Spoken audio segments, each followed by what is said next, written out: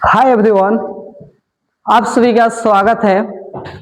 आज हम लोग चैप्टर 2 केमिस्ट्री का पढ़ने वाले हैं, जिसका नाम है अम्ल, क्षार एवं लवण। तो आइए शुरू करते हैं। पूरा बेसिक से हम लोग पढ़ेंगे। अम्ल, क्षार एवं लवण चैप्टर का नाम है। तो आइए सबसे पहले अम्ल के विषय में हम लोग समझते हैं कि अम्ल क्या है। अम्ल, जिसको अंग्रेजी में एसिड कहते हैं, एसिड कहते हैं। अम्ल क्या है, कोई पूछे तो आप बताइएगा वैसा पदार्थ जो स्वाद में खट्टा हो उसे अम्ल कहते हैं। यानी प्रकृति में वे पदार्थ जो स्वाद में खट्टा हो उसे अम्ल कहते हैं। तो आइए इसका परिभाषा भी लिखते हैं। वैसा पदार्थ जो स्वाद में खट्टा हो, जो स्वाद में खट्टा हो उसे अम्ल कहते हैं, उसे अम्ल कहते हैं, अम्ल कहते हैं। उदाहरण, अम्ल का उदाहरण कौन कौन सा होगा? तो HCl, H2SO4,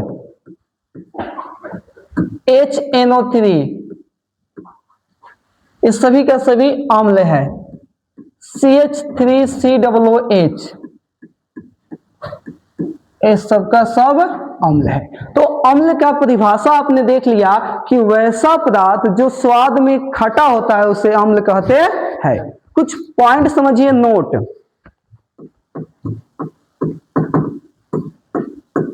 एसिड, ये जो अम्ल है एसिड, एसिड शब्द की उत्पत्ति, एसिड शब्द की उत्पत्ति, एसिड शब्द की उत्पत्ति लैटिन भाषा के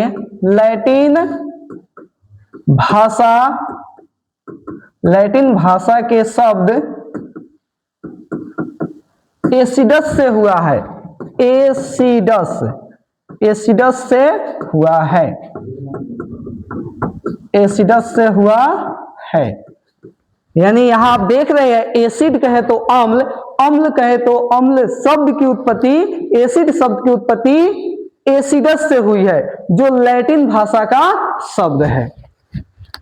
चलिए आगे अब हम लोग बढ़ते हैं और देखते हैं। एक पॉइंट है आर्हेनियस के अनुसार अम्ल की परिभाषा। आर्हेनियस नामक वैज्ञानिक ने अम्ल के विषय में अपना मत रखे और वे क्या कहे, आइए उन्हें देखते हैं।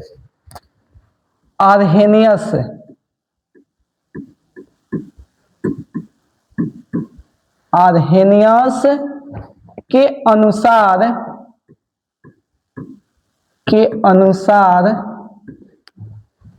अम्ल की परिभाषा, अम्ल की परिभाषा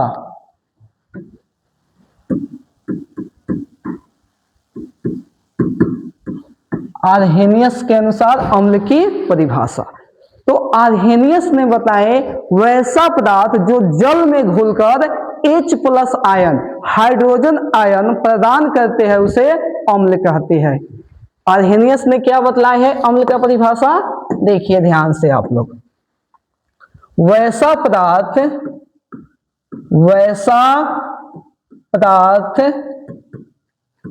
जो जल में घुलकर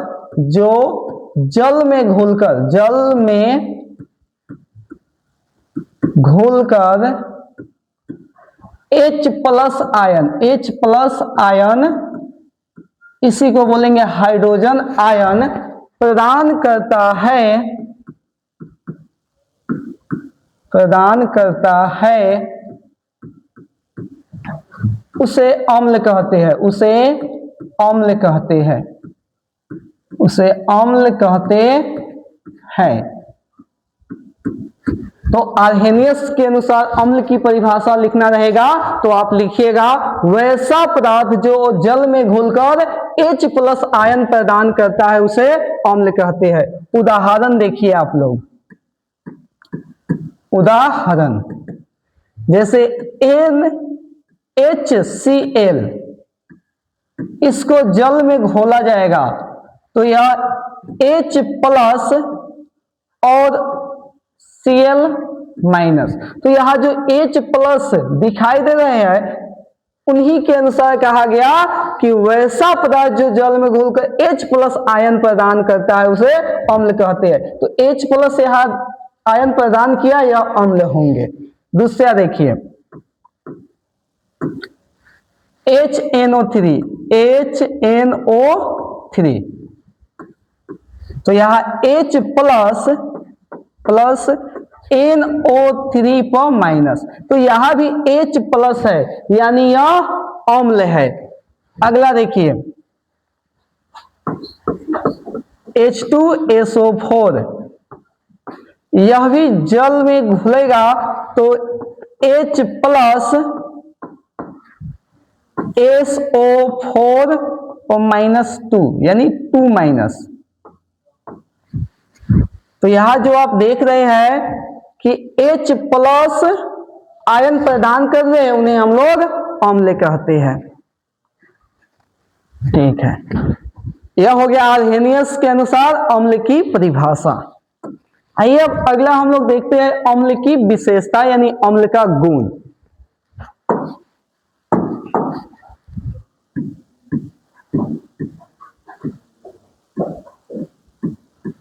अम्ल का गुण, अम्ल का गुण कौन कौन सा है? एक एक पॉइंट हम लोग देखेंगे अम्ल का गुण कौन कौन सा है। सबसे पहला पॉइंट देखिए, अम्ल स्वाद में खट्टा होता है, स्वाद में खट्टा होता है। अम्ल का यह पहला गुण है कि अम्ल स्वाद में खट्टा होता है, खट्टा होता है। दूसरा विशेषता समझिए गुण इसका, अम्ल जल में घुलकर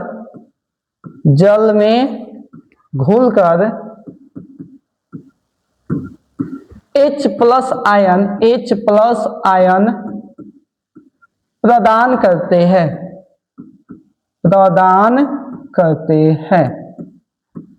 H प्लस आयन प्रदान करते हैं। ये दो विशेषता तो आप ऊपर भी देख लिए, परिभाषा में एक मिल गया था, दूसरा परिभाषा आर्हेनियस के अनुसार में। इससे आप समझिए कुछ अम्ल विषैले व तीव्र नाशक होते हैं, जैसे नाइट्रिक अम्ल विषैले व तीव्र नाशक है। तो यानी कुछ अम्ल विषैले व तीव्र नाशक होते हैं, कुछ अम्ल विषैले व तीव्र नाशक होते हैं, विषैले व तीव्र नाशक होते हैं, तीव्र नाशक होते हैं। उदाहरण देना हो तो आप दे सकते हैं नाइट्रिक अम्ल HNO3। अगला समझिए, अम्ल का प्रयोग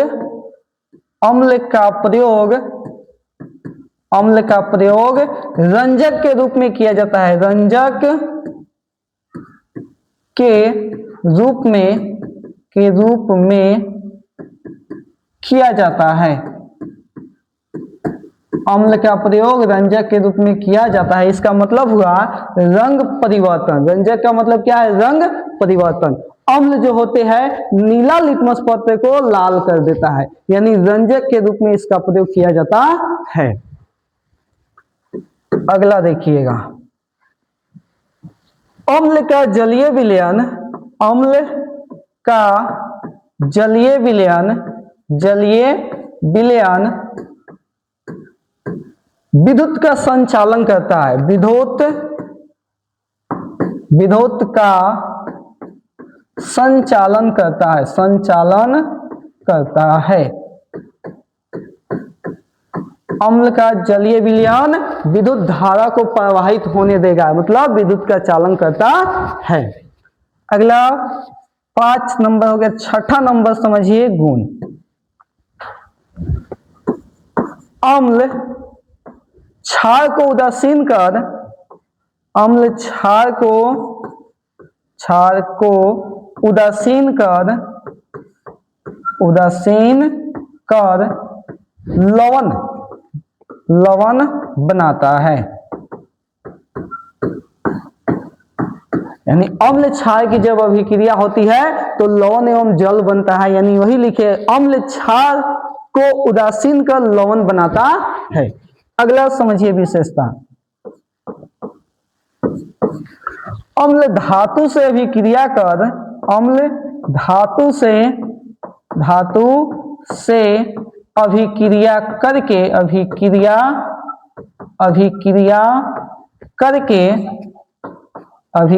करके हाइड्रोजन गैस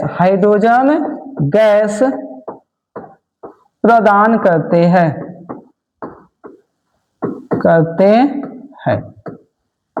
तो यह गुण हुआ, अम्ल धातु से अभिक्रिया करके हाइड्रोजन गैस प्रदान करते हैं।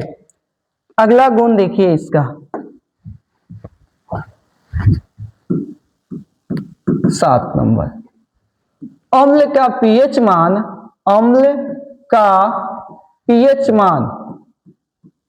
मान 7 से कम होता है, 7 से कम होता है। तो इतना सारे गुण है अम्ल का। कौन कौन सा गुण है एक बार देखिए तो आप लोग, अम्ल स्वाद में खट्टा होता है, अम्ल जल में घुलकर H+ आयन प्रदान करते हैं, कुछ अम्ल विषैले व तीव्र नाशक होते हैं, अम्ल का प्रयोग रंजक के रूप में किया जाता है, अम्ल का जलीय विलयन विद्युत का चालन करते हैं, अम्ल क्षार को उदासीन कर लवण बनाता है, अम्ल धातु से अभिक्रिया कर हाइड्रोजन गैस प्रदान करते हैं, अम्ल का पीएच मान 7 से कम होता है। यानी यहाँ जो रंजक के रूप में अम्ल का प्रयोग हो रहा है, रंजक, रंग परिवर्तन, जैसे अम्ल का आप याद रख सकते हैं ट्रिक अनिल से, यानी आप अनिल भैया का नाम याद रखिएगा, अ से अम्ल, नी से नीला, ल से लाल। अम्ल नीला लिटमस पत्र को लाल में बदल देता है। तो अम्ल का प्रयोग रंजक के रूप में किया जाता है। आइए अब भस्म के विषय में पढ़ते हैं हम लोग।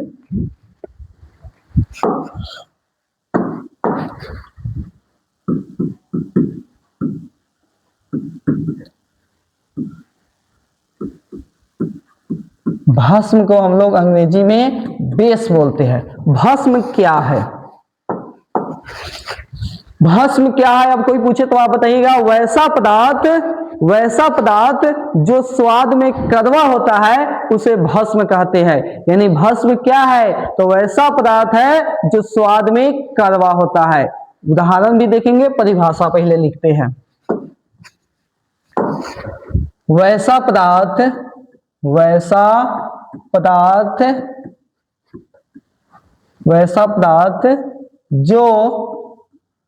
स्वाद में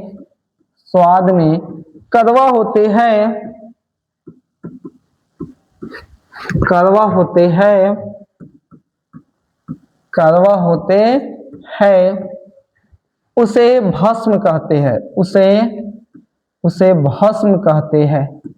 उसे भस्म कहते हैं। उसे भस्म कहते हैं। उदाहरण, भस्म का उदाहरण हो जाएगा NaOH, सोडियम हाइड्रोक्साइड।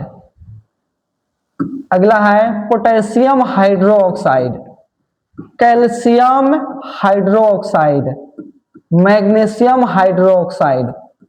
ये सभी का सभी भस्म है। भस्म कहे तो क्षार है।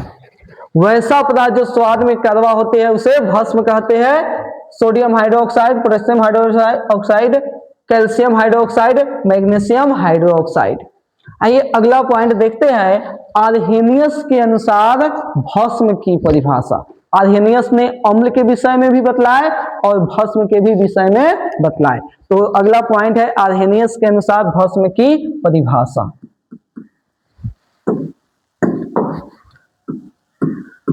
आर्हेनियस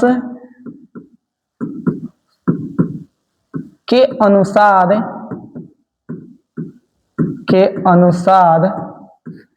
भस्म की परिभाषा, भस्म की परिभाषा,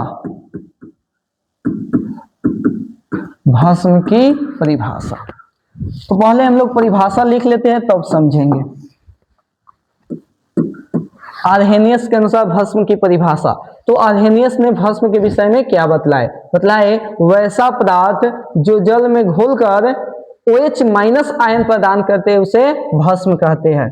वह पदार्थ जो जल में घुलकर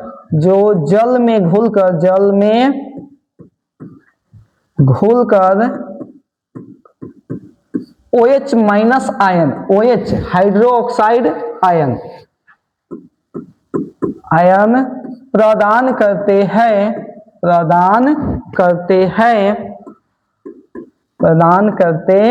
हैं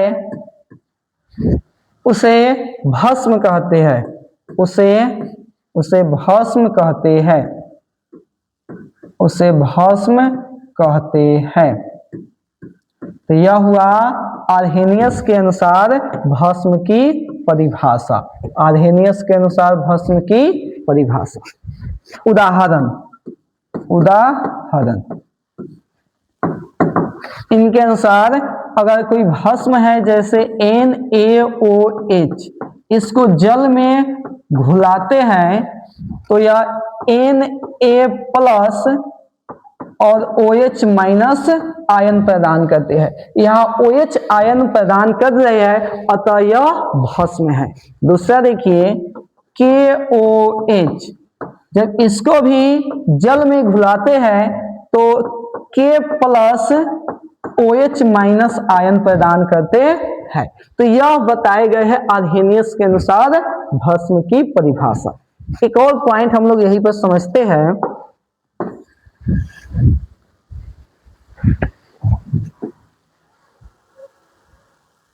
अगला पॉइंट है जल में विलेय भस्म को क्षार कहते हैं। जल में विलेय भस्म को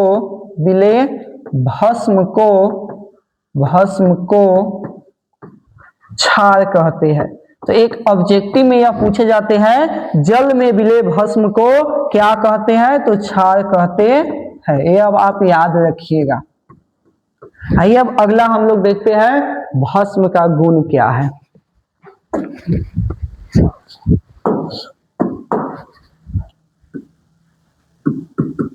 भस्म का गुण, तो जिस प्रकार हम लोग अम्ल का गुण देखे थे वैसा ही भस्म का भी हम लोग गुण देख रहे हैं। भस्म का गुण, पहला गुण क्या है? भस्म स्वाद में कड़वा होते हैं। भस्म का जल में जब विलय करेंगे, जल में घोला जाएगा तो OH माइनस आयन प्रदान करते हैं।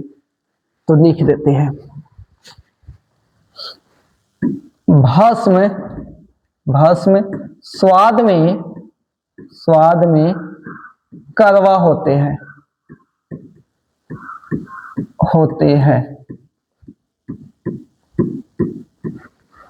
दूसरा पॉइंट है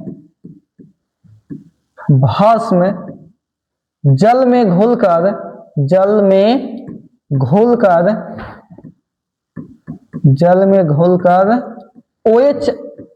OH माइनस आयन प्रदान करते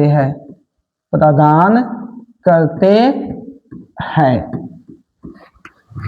तीसरा विशेषता समझिए, भस्म का भी प्रयोग, भस्म का प्रयोग रंजक के रूप में किया जाता है। रंजक के रूप में किया जाता है। जिस प्रकार अम्ल का भी प्रयोग रंजक के रूप में किया जाता है, वैसा ही भस्म का भी प्रयोग रंजक के रूप में किया जाता है। रंजक कहे तो रंग परिवर्तन के रूप में किया जाता है। तो भस्म क्या करते हैं, लाल लिटमस पत्र को नीला करते हैं, अम्ल के विपरीत। अम्ल नीला को लाल करते हैं, लेकिन भस्म लाल को नीला करते हैं। इसको याद रखने का भी ट्रिक आपको आगे देंगे। चौथा विशेषता समझिए, भस्म का जलीय विलयन, भस्म का जलीय विलयन, जलीय विलयन विद्युत का संचालन करता है, विद्युत का संचालन करते हैं। भस्म का भी जलीय विलयन विद्युत का संचालन करते हैं। पांचवा पॉइंट देखिए, भस्म का पीएच मान कितना होता है। भस्म का पीएच मान, भस्म का पीएच मान 7 से अधिक होता है, 7 से अधिक होता है, 7 से अधिक होता है। अगला विशेषता है भस्म लाल लिटमस पत्र को, लाल लिटमस पत्र को, लाल लिटमस पत्र को भस्म लाल लिटमस पत्र को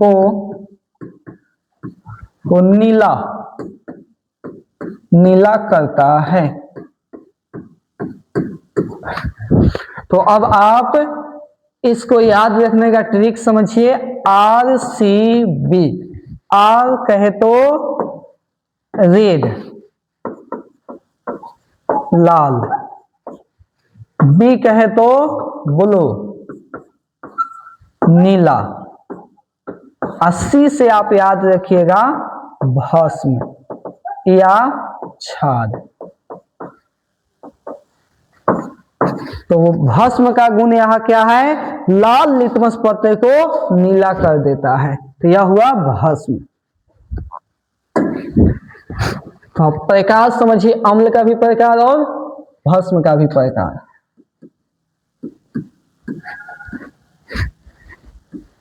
इधर अम्ल और इधर भस्म, अम्ल और इधर भस्म। अम्ल कितने प्रकार के होते हैं, भस्म कितने प्रकार के होते हैं। तो अम्ल 2 प्रकार के होते हैं। एक को बोलते हैं प्रबल अम्ल और दूसरे को बोलते हैं दुर्बल अम्ल, दुर्बल अम्ल। प्रबल अम्ल में आप याद रखिएगा HCl, HNO3, H2SO4, इसका प्रयोग बैटरी में भी किया जाता है। दुर्बल अम्ल में आप याद रखिएगा CH3COOH। ये भस्म का देखते हैं प्रकार, भस्म कितने प्रकार के होते हैं। तो भस्म भी 2 प्रकार के होते हैं। एक को बोलते हैं प्रबल भस्म, और दूसरे को बोलते हैं दुर्बल भस्म,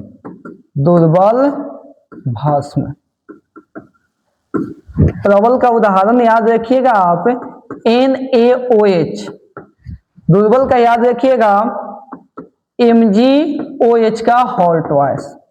ये क्या है, दुर्बल भस्म है, ये वाले प्रबल भस्म है। आइए अगला अब हम लोग समझते हैं लवण के विषय में, क्योंकि चैप्टर का नाम था अम्ल, भस्म एवं लवण। तो अगला पॉइंट रहेगा लवण। लवण को अंग्रेजी में बोलते हैं साल्ट, साल्ट कहे तो लवण। लवण किसे कहते हैं, कोई पूछे तो आप क्या बताइएगा। अम्ल भस्म से अभिक्रिया करके लवण का निर्माण करते हैं, यानी अम्ल भस्म से जब अभिक्रिया करते हैं तो लवण का निर्माण होता है, साथ ही साथ जल भी बनता है, और इस प्रकार के अभिक्रिया को उदासीनीकरण अभिक्रिया भी कहते हैं। देखिए अम्ल भस्म से अभिक्रिया कर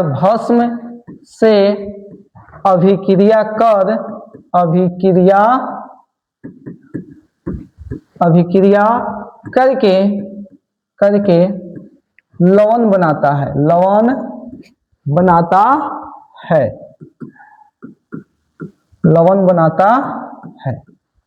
साथ ही जल भी बनता है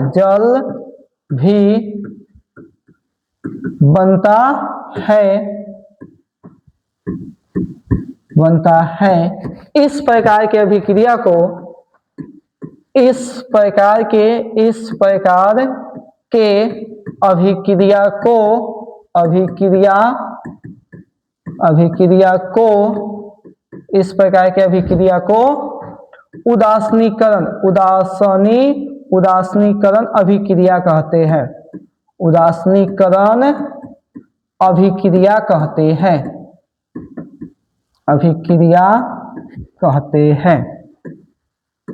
उदासीनीकरण अभिक्रिया कहते हैं।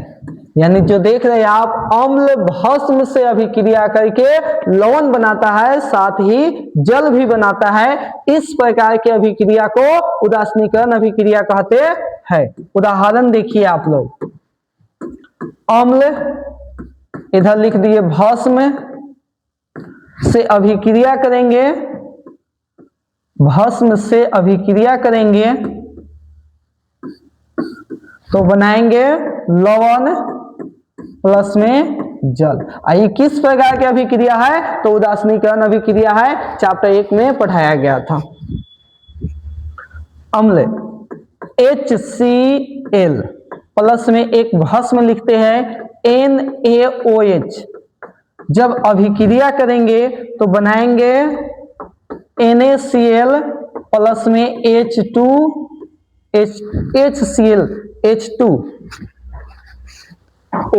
जल बनाएंगे, H2O जल बनाएंगे, क्योंकि NaCl से अभिक्रिया किया, NaCl बन गया, और H एक दो H और एगो ऑक्सीजन, जल बना लिया।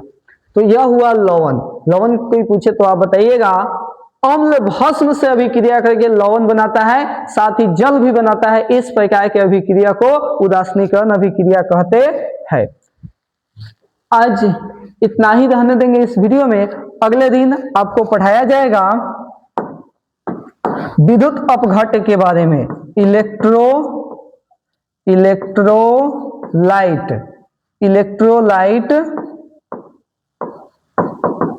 Non electrolyte,